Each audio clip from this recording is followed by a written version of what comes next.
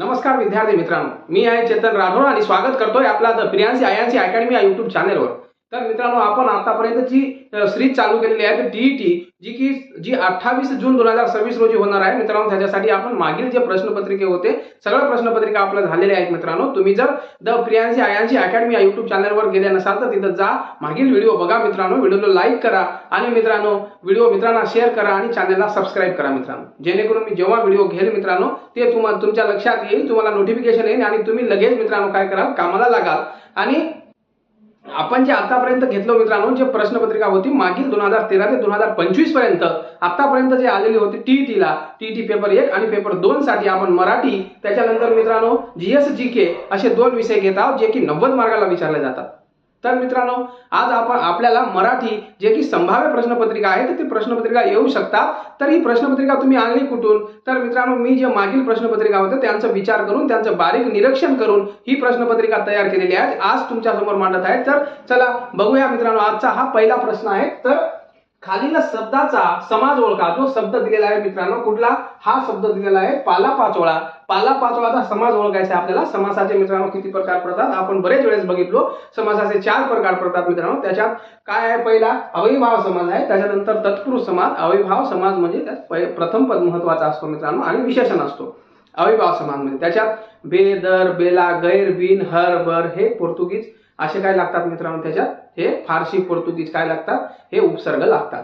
त्याच्यात मित्रांनो दिवसेंदिवस, उदाहरणार्थ दिवसेंदिवस म्हणजे प्रत्येक दिवशी, रीतिरिवाज हे सगळे त्याच्यात काय येतात, शब्द येतात मित्रांनो समासात। त्याच्यानंतर मित्रांनो तत्पुरुष समास। तत्पुरुष समास म्हणजे दुसरा पद महत्वाचा असतो। उदाहरणार्थ शेतकरी म्हणजे शेती करणारा, हे काय झालं, दुसरा पद महत्वाचा मित्रांनो। आणि त्याच्यानंतर आहे द्वंद्व समास। याच्यात मित्रांनो दोन्ही पद महत्वाचे असतात। दोन्ही पद हे काय असतात, महत्वाचे असतात मित्रांनो। उदाहरणार्थ आई वडील, आई आणि वडील हे काय आपल्यासाठी दोन्ही पद महत्वाचे। त्याच्यानंतर बहुवीर्य समास। बहुवीर्य समास याचे काही उपप्रकार पडतात। प्रातिबहुवीर्य, सहबहुवीर्य असे प्रकार पडतात मित्रांनो।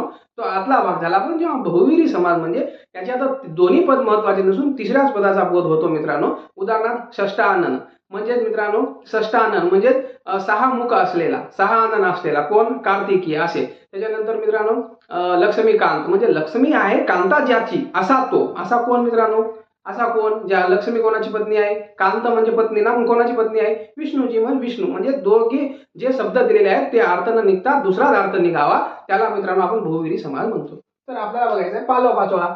उत्तर पर्याय बघूया, समाहार द्वंद्व, तत्पुरुष समास, त्याच्यानंतर बहुवीर्य समास आणि अविभाव समास।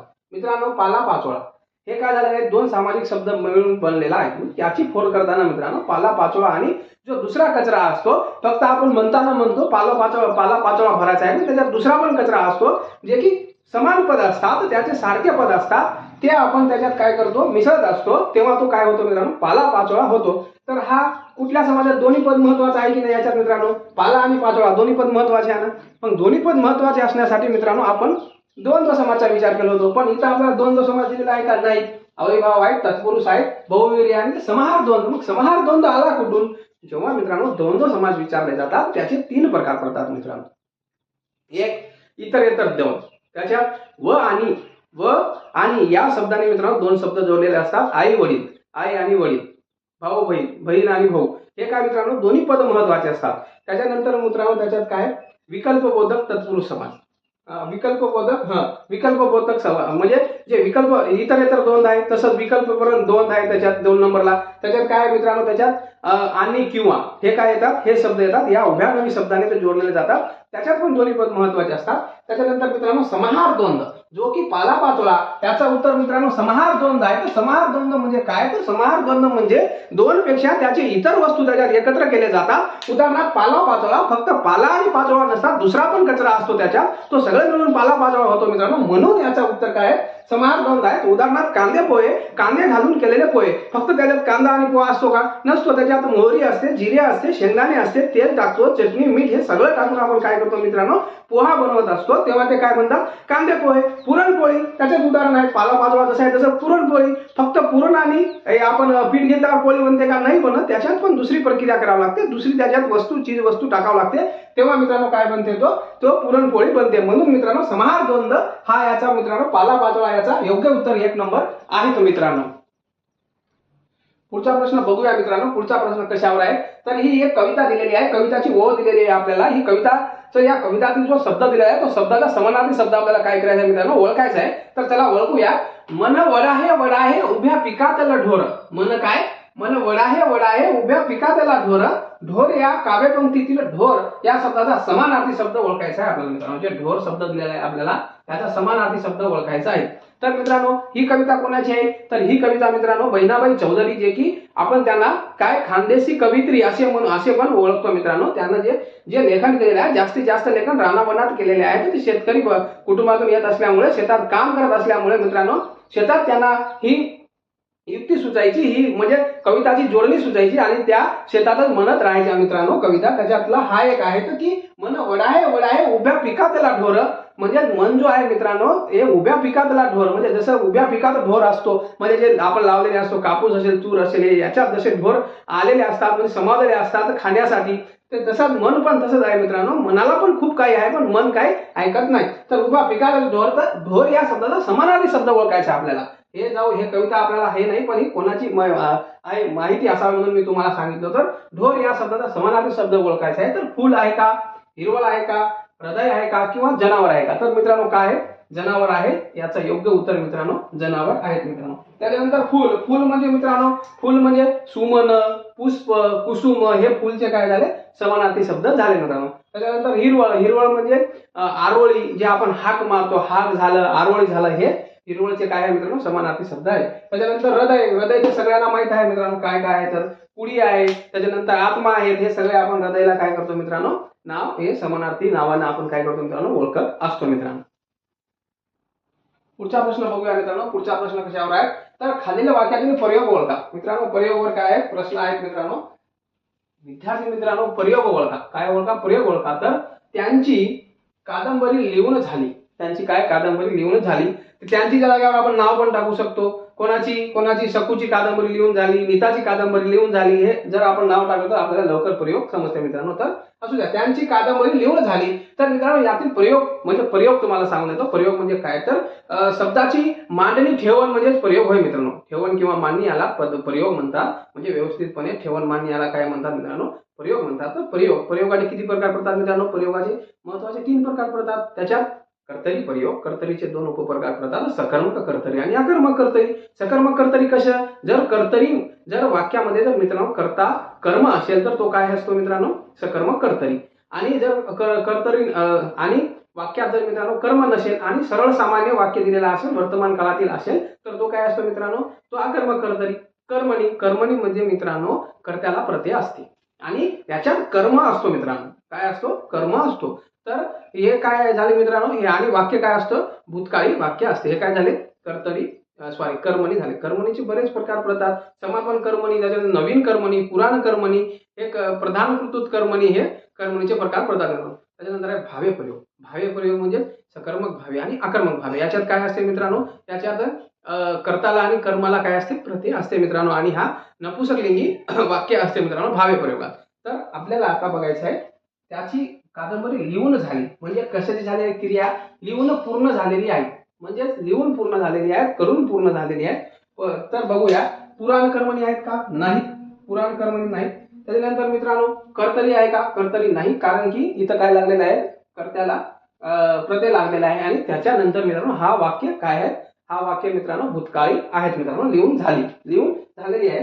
तर समापन कर्मणी आहे का की नवीन कर्मणी? आता मात्र विद्यार्थी मित्रांनो याचं योग्य उत्तर आहे मित्रांनो समापन कर्मणी, जे की क्रिया पूर्ण झालेली आहे. तर माझी कादंबरी लिहून झाली, तिची कादंबरी लिहून झाली, तिचे जेवण झाले, तिचे अभ्यास करून झाला, त्यानं हे काय झालं मित्रांनो हे सगळे समापन कर्मणीचे आहेत. तर नवीन कर्मणी म्हणजे मित्रांनो हा इंग्रजीमधून आलेला प्रकार आहे कर्मणीचा. आणि नवीन कर्मणी म्हणजे याच्यात कडून हे प्रत्यय असते. जेव्हा कडून हा प्रत्यय म्हणजे जे वाक्याला जोडलेला असेल, माझ्याकडून, तुझ्याकडून, हे जे कडून असेल, हे करून जेव्हा येईल तेव्हा मित्रांनो आपल्याला सरळ जास्त विचार न करता डोळे झाकपणे आपल्याला मित्रांनो काय करून टाकायचं आहे, नवीन कर्मणी करून टाकायचे आहेत मित्रांनो. पुढचा प्रश्न बघूया मित्रांनो. भुरा हे आत्मकथन कोणी लिहिले? मित्रांनो पुस्तक आणि लेखक आणि लेखनचे टोपण नावे, जे लेखक असतात त्यांचे टोपण नावे आणि त्यांचे साहित्य याच्यावर मित्रांनो 1 ते 2 प्रश्न टीईटीला आणि कुठल्याही पेपरला येतात मित्रांनो. हे वारंवार वाचत जा. मी मागे एक व्हिडिओ घेतला आहे मित्रांनो मराठीमध्ये, ते हे म्हणजेच लेखक आणि त्यांचे टोपण नावेवर, आणि त्याच्यानंतर मी एक व्हिडिओ अजून घेणार आहे जे की त्याच्यात काय आहे, लेखक आणि त्यांचे पुस्तक जे मोस्ट हे आहे मित्रांनो, जे की चांगल्या म्हणजे क्वालिटीचे आहे ते घेणार आहे मित्रांनो, जे की पेपरमध्ये येऊन तुमचा फायदा होईल विद्यार्थी मित्रांनो. तर आपल्याला बघायचं आहे आता भुरा. भुरा हे आत्मकथन कोणी लिहिले आहे? भुरा हे आत्मकथन कोणी लिहिले आहे? काही काही पुस्तक असे आहेत मित्रांनो, ते आपल्याला कुठलाही आपण अभ्यास करतो तर आपल्याला सापडत नाही, जेव्हा पेपरमध्ये येतात तेव्हाच तो आपल्याला समजतो मित्रांनो. नवीन नवीन जी हे शिक्षण परिषद आहे ती नवीन नवीन काहीतरी मित्रांनो कुठले पण काढत राहतात आणि मग आपल्याला येत नाही तेव्हा आपले मार्क मित्रांनो चुकतात. म्हणून आपल्याला जर हा आला नाही तरी बाकीचे जे पर्याय आहेत मित्रांनो, विश्राम बेडेकर, पु ल देशपांडे आणि शरणकुमार लिंबाळे हे आपल्याला माहित असलं पाहिजे. म्हणजे आपण पर्यायानुसार जातो, आपल्याला माहित असेल पु ल देशपांडेचा आहे का नाही, पण आपण जेव्हा काहीच वाचत नाही, जेव्हा आपण याचा अभ्यास करत नाही, तेव्हा मित्रांनो आपलं चुकणं काय आहे मित्रांनो, निश्चय आहे मित्रांनो. तर काय आहे, तर भुरा हे आत्मकथन कोणी लिहिलेले आहे? तर मित्रांनो शरद बाविस्कर. हो, याचा योग्य उत्तर काय आहे? तर शरद बाविस्कर यांनी मित्रांनो काय लिहिलेले आहे? भुरा ही कादंबरी म्हणजे हे आत्मकथन लिहिलेले आहे मित्रांनो. पु ल देशपांडे तर सगळ्यांना माहित आहे, त्यानंतर विश्राम बेडेकर पण परिचित आहे आणि शरणकुमार लिंबाळे हे पण आपले परिचित आहेत मित्रांनो. हे जे शरद कुमार बाविस्कर आहेत हे मित्रांनो आपले म्हणजे पुस्तकात जास्त प्रकारे दिसत नाही, तर आता हे पण तुम्ही पाठ ठेवा. जे भुरा आहे हे आत्मकथन कोणाचे आहे? शरद बाविस्कर यांचे आहेत मित्रांनो. पुढचा प्रश्न बघूया विद्यार्थी मित्रांनो. तर खालील शब्दाचा अर्थ सांगा. चपराक. चपराक या शब्दाचा आपल्याला काय करायचं आहे मित्रांनो? अर्थ सांगायचा आहे. तर चपराक म्हणजे सुरस होय का, तर चपखल आहे का, की चापट आहे, की चरख आहे? तर मित्रांनो याचा योग्य उत्तर आहे मित्रांनो चपराक. याचा योग्य उत्तर येते मित्रांनो चापट. योग्य उत्तर येते मित्रांनो काय? चापट. चापट तर मित्रांनो सगळ्यांना माहिती आहे मित्रांनो. तर चपराक म्हणजेच काय? तर चापट. खालीलपैकी पूर्ण अभस्त शब्द कोणता? पूर्ण अभस्त, अंश अभस्त हे शब्द आपल्याला माहित आहे मित्रांनो, सगळ्यांनाच माहित आहे. पूर्ण अभस्त, अंश अभस्त म्हणजे काय? एकदम सोपा टॉपिक आहे मित्रांनो हा. तर घरदार आहेत का, शेजारी पेजारी आहेत का, कडकड आहेत का, की दगडधोंडा? तर मित्रांनो याचं योग्य उत्तर काय आहे मित्रांनो? तर हे घरदार आहे का? नाही, कारण की हे घरदार काय आहे मित्रांनो? अंशावस्था आहे. शेजारी पाजारी पण तसंच आहे मित्रांनो, आणि दगडधोंडा पण अंशावस्था आहे. आणि कडकड म्हणजे हे काय मित्रांनो? पूर्ण अवस्था आहे मित्रांनो. काय? कडकड काय आहे मित्रांनो? कडकड हा पूर्ण अवस्था आहे. शेजारी पाजारी तर मित्रांनो सगळ्यांना माहित आहे अंशावस्था आहे. खरंच अंशावस्था आहे मित्रांनो शेजारी पाजारी. पुढचा प्रश्न बघूया मित्रांनो कशावर आहे? तर पांगिरा ही कादंबरी कोणी लिहिली? मित्रांनो परत पुस्तक आणि लेखक याच्यावर उत्तर हे आला मित्रांनो, प्रश्न आलाय. पुस्तक आणि लेखक मित्रांनो हे बऱ्याच वेळेस एका प्रश्नपत्रिकेमध्ये 2 तरी प्रश्न मित्रांनो याचे येतात, पुस्तक आणि लेखक याचे. तर काय म्हणतात? तर पांगिरा ही कादंबरी कोणी लिहिली? तर खालीलपैकी शिवाजी पाटील यांची आहे का मित्रांनो, ना. स. इनामदार यांची आहे का, शिवाजी सावंत यांची आहेत का मित्रांनो, की रणजित देसाई यांची आहे मित्रांनो?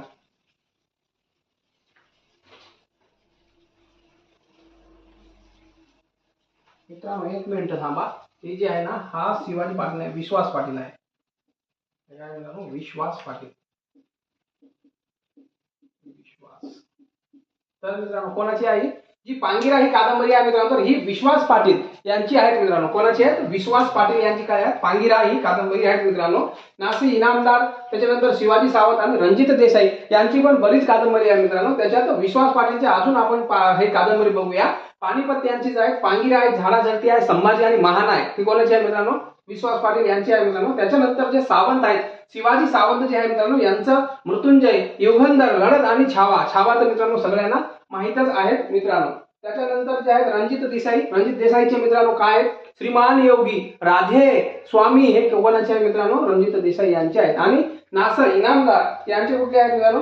झुंज सेज आणि सहेज शेरशाह हे कोणाचे आहे मित्रांनो? नासर इनामदार यांची पुस्तके आहेत मित्रांनो, यांचे कादंबरी आहेत मित्रांनो. पुढचा प्रश्न बघूया विद्यार्थी मित्रांनो. वाक्यप्रचार आहेत म्हणी आणि वाक्यप्रचार. तर तोंड घासी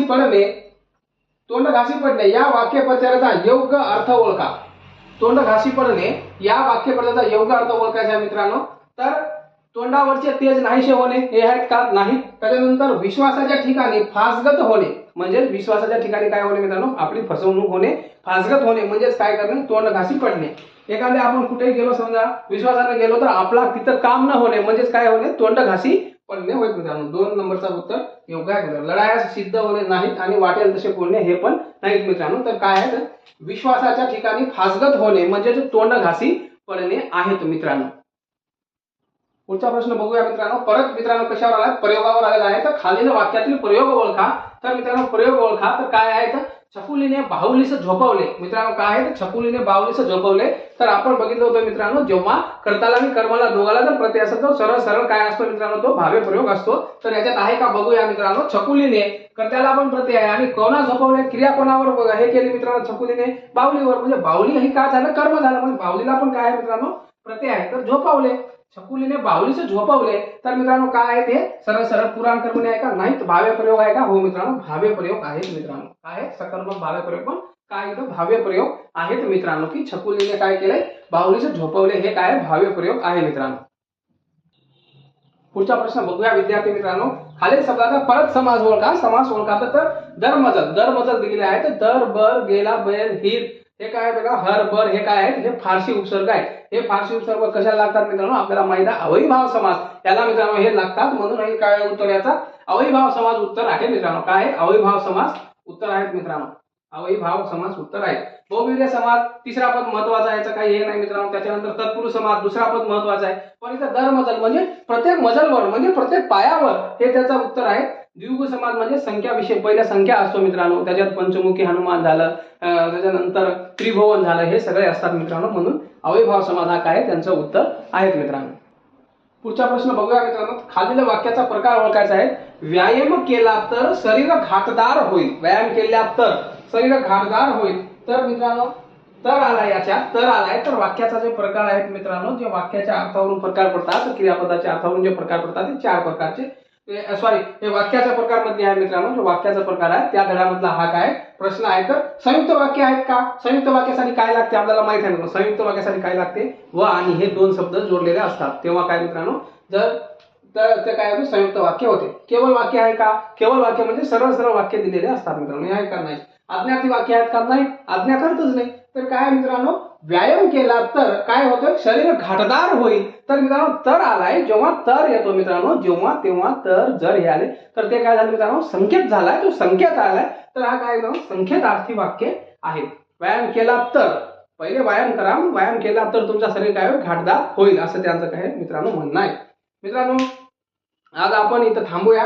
जर तुम्ही द प्रियांशी आयांशी या युट्यूब चॅनलला गेले नसेल तर तिथं जा मित्रांनो.